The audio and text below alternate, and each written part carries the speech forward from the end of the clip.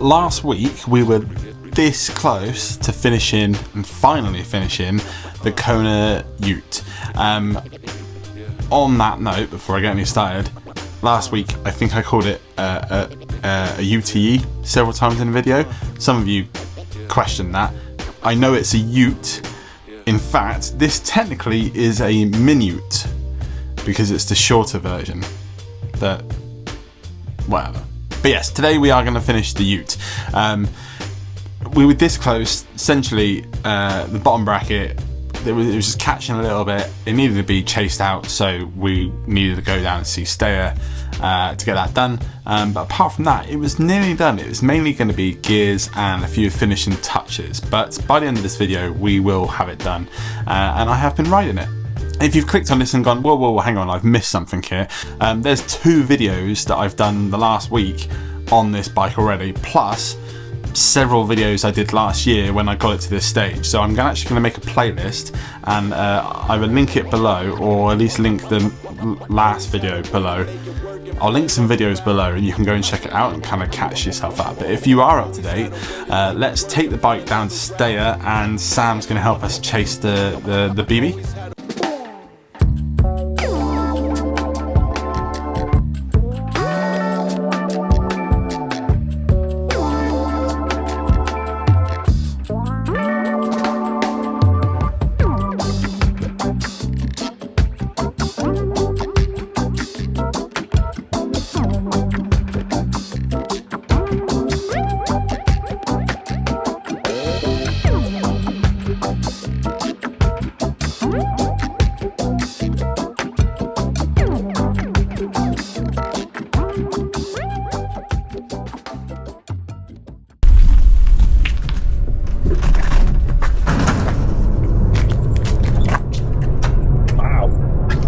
That's the thing. Look at that. Yeah. Great. You want the bottom bracket done? Yeah. Just leave it there. You sure? Yeah. Alright. Right then, first things first, Sam was lovely enough to help me do, I say help me, he just chased the BB out. It wasn't that bad, he said, but it now is perfectly smooth and it goes in and out, no problem at all. As you might be able to tell from the tool that he's using, this is Marlon's favourite tool.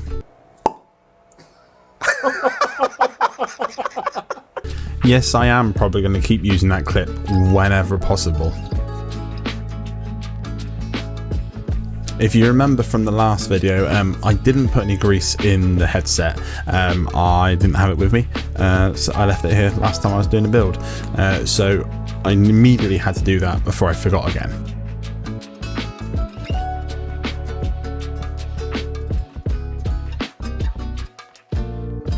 If you're wondering why on earth my bike's not in a stand right now and I'm just struggling along, Sam was teaching one of his frame building courses and they use all the stands. So I just kind of fumbled along. I do give up soon and just go home to finish it off there, but whilst I was doing this part, I wanted to continue here.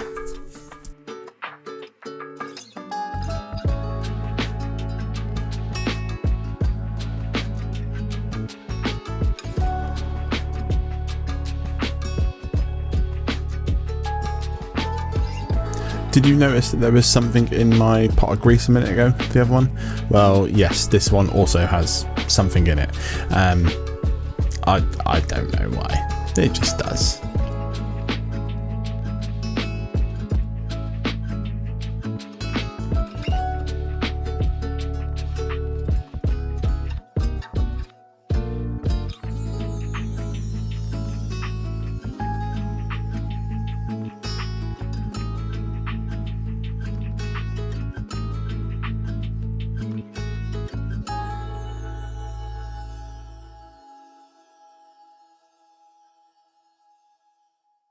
We're going 11 speed for the derailleur.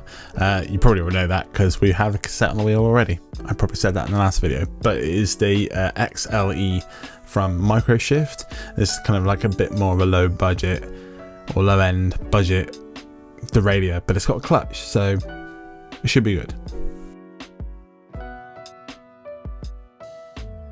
I always seem to get mixed responses when I say I clean new chains. The oil or grease that they ship in is gross and sticky and picks up everything. So in this case, I'm using some Juice Lube's workshop degreaser to get it all off. But any sort of chain cleaner, just give it a good clean first. Get some of that rubbish greasy stuff off, and then you can put some decent lube on. The standard UTE needs almost 2 chains. I just said UTE again. Ute, but this one is only just slightly too long, so I did have to add a little bit extra chain, but it's nearly fine. I didn't have to put that much extra chain on. I then started working on the cockpit. This was very loose, I just wanted to get all the parts on there, and I'm going to ship it home in a minute and kind of start wiring everything up, but I just wanted to get the bits on there at least. Put these nuke-proof pedals on there, these green pastel-y looking ones. I don't like them, and I will change them. I just haven't changed them yet. Eventually I'm going to put some hydraulic brakes on here, but for now I do have these Buckless disc brakes. They're okay. They'll be fine, and they'll probably be fine for ages, but I do want to put hydros on here just because, well, they're the best. While fitting them, the brackets wouldn't kind of attach completely flat, and I couldn't work out what it was for ages, but it turns out the actual bracket was touching the frame. There is not a lot of room in here for brakes. I don't know what sort of brakes are on here before, I can't actually remember, but anyway, I had to get Willow to help me out, and he grinded the actual bracket down a little bit, and then after that it fit absolutely fine.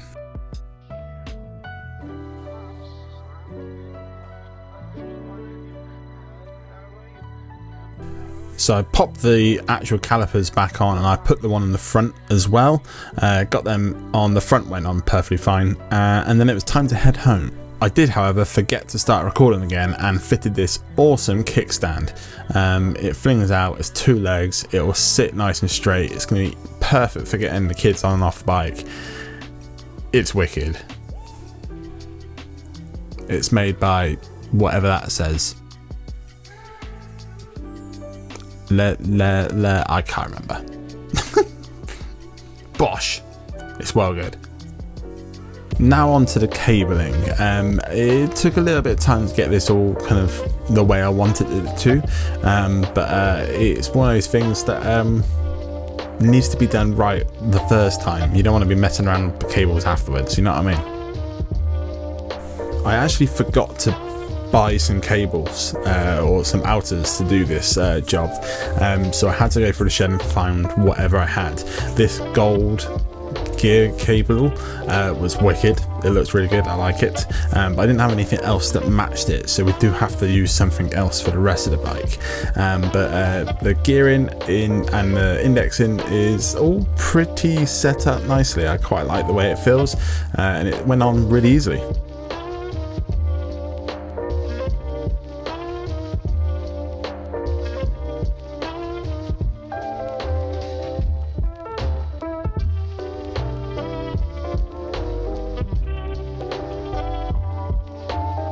You'd be amazed how many times I forget to actually lube my chain when I finish doing a build.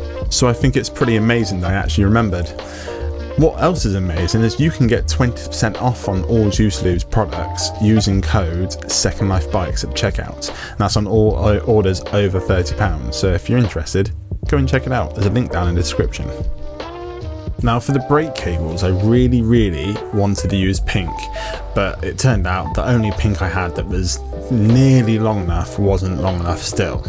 What I did have though was some purple. The purple I didn't like that much, but I might mention this once already. I'm going to change the brakes to hydraulics eventually, so for now it will just get the bike built and on the road, so purple it is.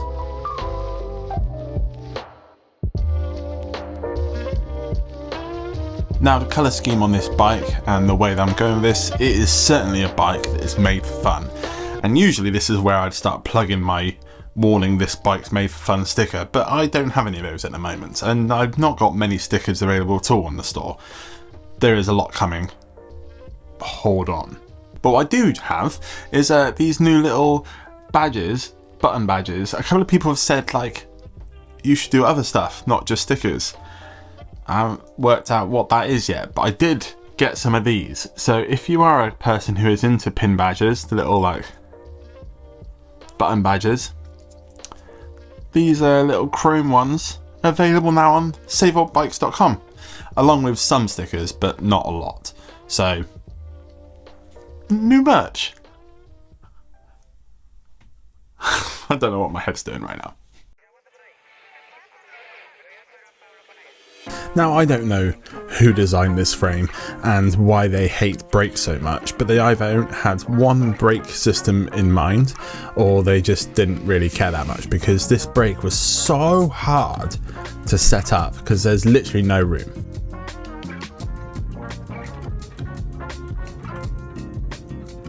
What the hell am I meant to do with that? Essentially, the only way it was possible to put the brake cable in the actual brake was to take it back off the bike, install the cable, and then put the brake back on there. Is it strong enough now to brake the bike? Brake the bike? Stop the bike? No, not really. Will it do? Yeah, it'll do for now. The front brake, on the other hand, went on perfectly easily, and it was very easy to set up as it was. These purple cables, I know, don't quite look right. Don't really look right. I'm not that sure on them at all. But again, most likely temporary. But that was it. That was everything all plumbed in and ready to go and take for a test ride. But just as I was about to do that, a very exciting package arrived. These are my Def grips. They are my favourite grips that I've ever used, and these are the Def Grip 2s that have just released. They go alongside the new movie by Brendan Fairclough, which is Def Grip 2. I watched it a couple of days ago when it first came out. It's very, very good. So yes, the Def Grips 2s are definitely going to go on this bike. I'm also going to put a set on my Stay TB. So shout out to DMR for sending those out. Thank you very much. I love them. But at this point my camera died, and I didn't get any more footage of the grips going on. Whew. I suppose we should go and look at the bike.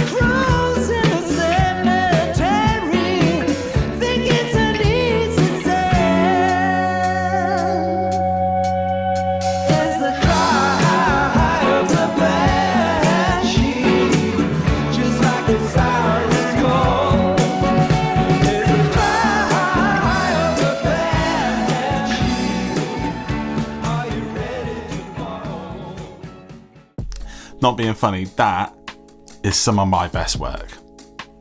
Saying that though, that was difficult. Most of the builds that I do on this channel, I know exactly how they're going to feel, look and ride before I even start building, before I even start collecting parts. With this thing, even though that I have ridden it built, it wasn't a fair test because it needed a lot of work at the time. It wasn't riding very well. There's only like 2 gears that were kind of working. So like I didn't really have a lot to go on. So I kind of went in blind. I didn't know how it's going to feel at all. Like for example, it feels weird. It feels surprisingly short considering how long the bike is. Naturally, there's a couple of things on there that I will change. Number one is the brakes. I've bedded these brakes in now and they are starting to feel good enough to sit on there for now. But like, I really like hydraulic brakes, and if it's a bike that's I'm going to use a lot, and this is going to be with my kids are going to be on it, like use what you know. Simple as that. The other thing that I'm not 100% set on is the seat post and seat collar, or seat post collar. The orange collar just doesn't work for me, and I think the green is a bit much. I'm not sure what it is about that little section of the bike, but every time I look at it, I'm just like, meh. So I'm probably going to switch that out a few times until I find the right one. But as far as the actual ride goes, it feels really nice. It took me quite a long time to get the cockpit kind of like in a good position, again, because it is a slightly weird positioned bike. But now I've dialed it in, it feels great. And I took it for a long ride today. And it was wicked. I really like it. So what's next for this bike? This is obviously a bike I'm keeping. It's going to be used for my kids. We're going to get some seat situations going. You may have noticed the weird spacer on the stem, which I probably mentioned in the first video. That's to fit a kids ride shotgun seat on it. Although I'm not sure if I'm going to use that on this bike because of the weird positioning on the bike, but we'll look into that. We'll test it out. But I do have a proper bike seat for to go on the back for my daughter, and potentially something else for my son. There's another video coming, put it that way. There's a couple of things I need to tweak and get it, and I kind of want to show you it being ridden and stuff like that. So there's more to come from this bike. Talking about tweaking bikes, potentially next weekend's video or a video next week at some point. I was tinkering with the Stayer bike after I finished this. There's a few things that I probably mentioned before that I wasn't quite set on. I wasn't really enjoying the friction shifting on this bike, so I've changed that. A few little things with Drivetrain, just some bits and bobs. So there's a bit of an update video coming on that as well. But mainly we're moving into some fun builds. I really want to do some more kind of like proper retro mountain bike builds. I've not done much of that recently, and I've got a couple more special projects coming up. So lots to see. So if you're new to the channel from this video, hello, welcome. We do lots of bike content around here, whether it be in demonstrations, reviews, tweaks, but mainly builds, really, especially these days. If you like that kind of stuff, that button there is the subscribe button, and it is completely free, helps me out a bunch, and I release videos every week, sometimes more than once a week. And if you can't wait until the next one, that one there's a particularly good one.